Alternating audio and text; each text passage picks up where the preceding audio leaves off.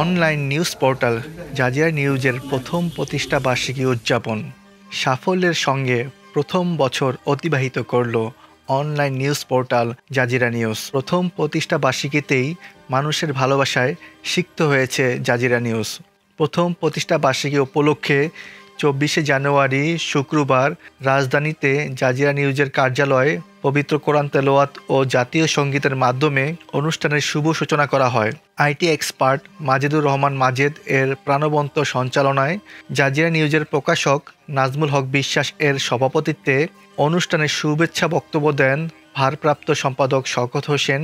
বিশেষ অতিথি হিসেবে বক্তব্য রাখেন গ্যান্ডারিয়া প্রতিনিধি প্রভাত, মালয়েশিয়া প্রতিনিধি মোহাম্মদ জুম্মান হোসেন, শিক্ষার্থী ইমতিয়াজ আহমেদ তুহিন প্রমুখ।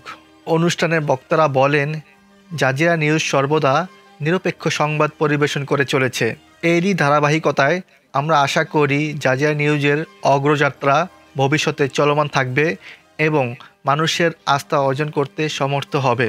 পুরান ঢাকার উক্ত অনুষ্ঠানে যোগ দেন বিভিন্ন স্কুল কলেজের শিক্ষার্থীসহ বিভিন্ন শ্রেণী পেশার মানুষ। জাজিরা নিউজের পক্ষ থেকে অনুষ্ঠানে আগত অতিথিদের মাঝে পুরস্কার বিতরণ করা হয়। পরে সকলের অংশগ্রহণে জাজিরা নিউজ এর লোগো সম্বলিত প্রথম বর্ষপূর্তির কেক কাটা হয়।